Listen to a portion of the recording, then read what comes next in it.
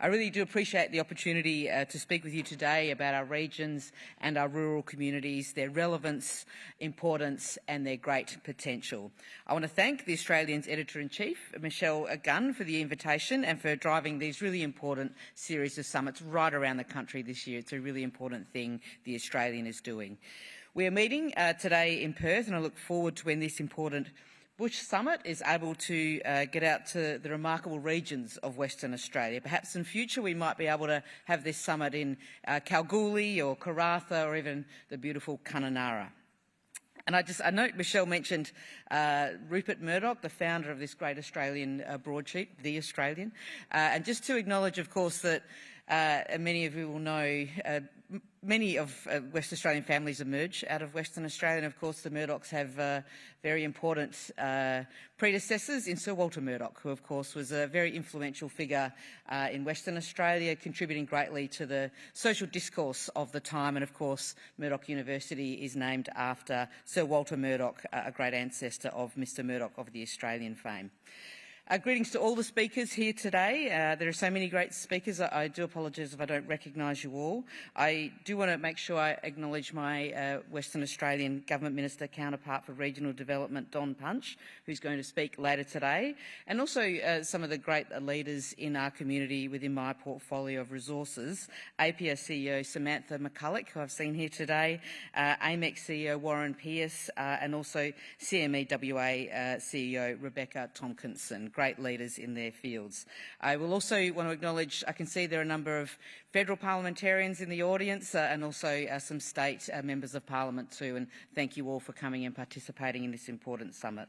I also want to acknowledge Hancock Prospecting Executive Chair Gina Reinhardt, who will address the summit later this afternoon, and also acknowledge, as Michelle did, the amazing work Ms Reinhardt is doing for sports and athletics and swimming and many other sports in this country, particularly women's sport. And as we see this revival around the Matildas, I've always been a hockey player, so like I get it, but it's really important what work Ms Reinhardt is doing. I note at the end of the day, Adam Gilchrist is going to be here. I'm a big cricket fan, and I'm the fan of the greatest wicket-keeper batsman that has ever lived, and I'm really sorry I won't be here for that speech. But if it does come up, for what it's worth, of course Bairstow was out. Rules are rules, and that's especially so in cricket. But before cricket, and such a time does in fact exist, and for more than 40,000 years before European settlement, across the nation, when it was all what we might call the bush today, Indigenous Australians mined ochre for religious and art purposes and stones for tools to make life easier and productive. Over the vast distances of this amazing nation continent, trade occurred between different language groups and regions. Aboriginal people navigated their way across these lands and seas of Australia using paths known as songlines or dreaming tracks.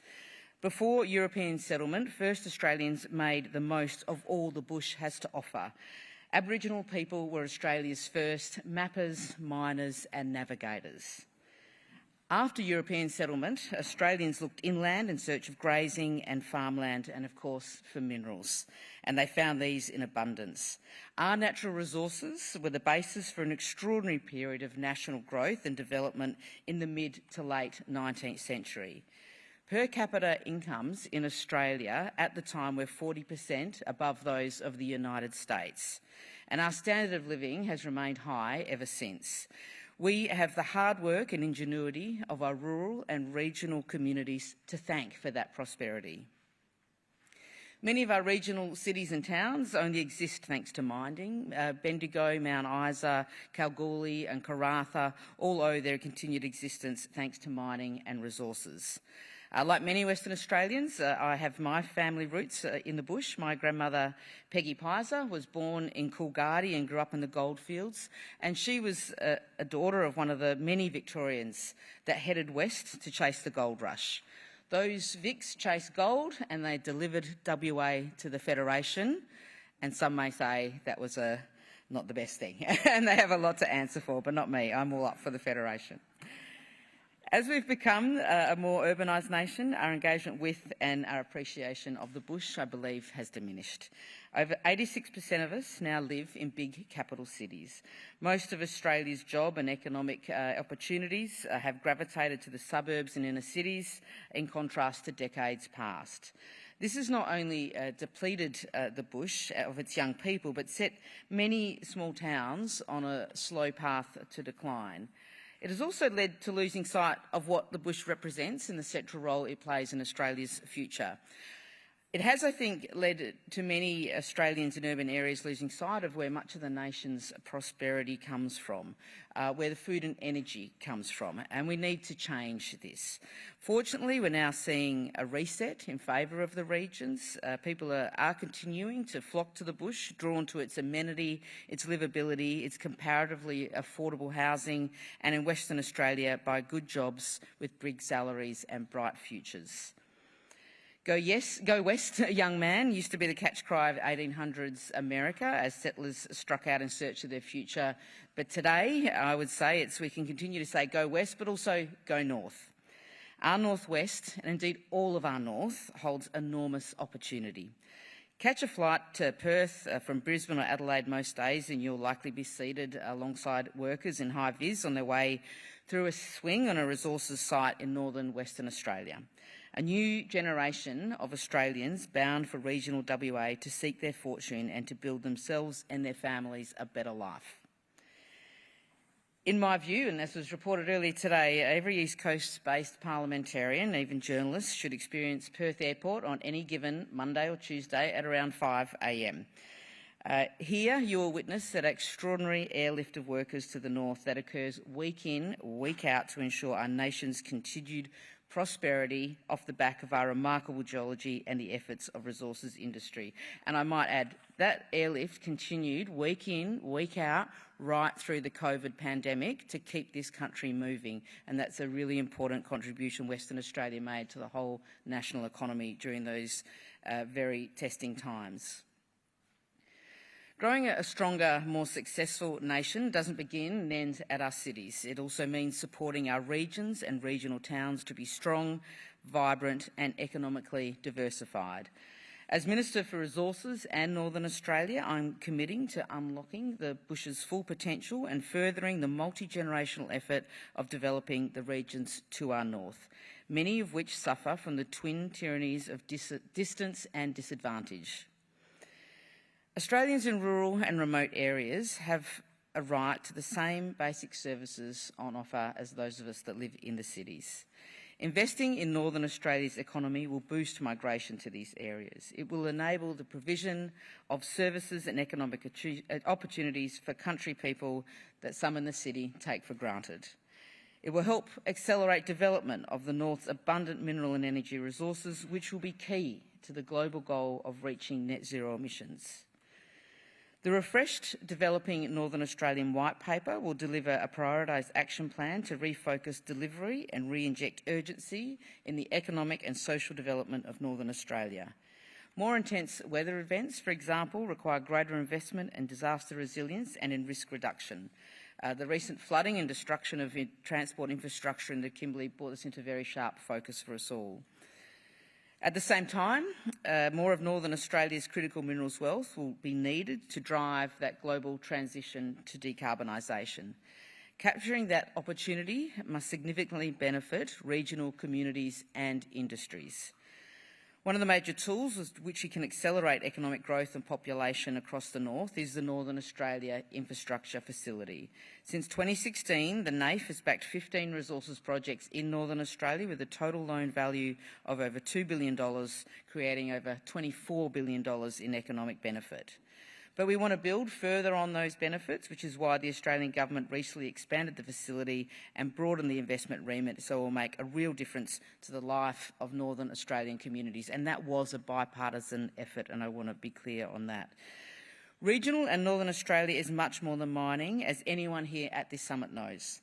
But resources are a major component of Northern Australian economy and a huge contributor to our national economy. In the financial year just ended, our resources and energy export earnings, led by coal, iron ore, gold, aluminium and gas, are forecast to hit a record $459 billion. Much of the future growth in the resources sector will be in Northern Australia. Australia is a long-established, reliable and efficient supplier of iron ore, gas and metallurgical coal. We're the world's #1 producer of lithium and a top 5 producer of cobalt and rare earth elements. All of these are essential for clean energy technologies. The global energy transition now underway presents us with a priceless opening to grow our resources industry, boost our value-adding capabilities and contribute meaningfully to global decarbonisation. We're already witnessing a new mining boom off the back of unprecedented global demand for our critical minerals, and I note at this year's Diggers and Dealers Forum just the other week, there were more critical minerals hopefuls in attendance than gold miners. The Albanese government wants to ensure investments from government facilities and programs of regionally focused initiatives do create new economic opportunities for the bush, opportunities that reach into all regional communities. We should also respect and celebrate the fact that we share this land with the oldest continuous culture on earth, and that is why we support the implementation of the Uluru Statement from the Heart and why we encourage the private sector to forge genuine partnerships with Indigenous communities, as many have been doing for many years.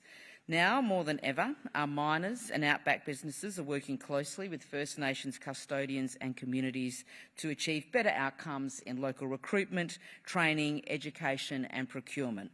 All are important to achieve social and economic uplift. Western Australia is a perfect example for the whole nation of how listening to Aboriginal people only makes us better. Here in WA, all major projects have long required consultation with traditional owners for approval. Not before time, extensive consultation and agreements with Indigenous traditional owners is a standard and important part of doing business when developing a resources project. This has helped make the state the economic powerhouse of the nation. So in that spirit, I would like to thank that long list of resource companies who have come out in strong support of voting yes to the referendum which will recognise Indigenous Australians in the Constitution through a voice to Parliament. As the resources sector is the largest employer of First Nations people, it makes sense that that sector would advocate in the interests of an important part of their workforce. Only when we share the benefits of economic development equitably can we be said to be a truly progressive and inclusive nation. To conclude, our regions have sustained the nation. They have made us safe, prosperous and secure. And the bush will be prominent in word and deed as we grasp new economic opportunities to build a productive, sustainable and livable future. I look forward to working with our state and territory partners to deliver projects and initiatives that grow our regions further and which lead to strong interrelationships between all the regions and all of our great cities.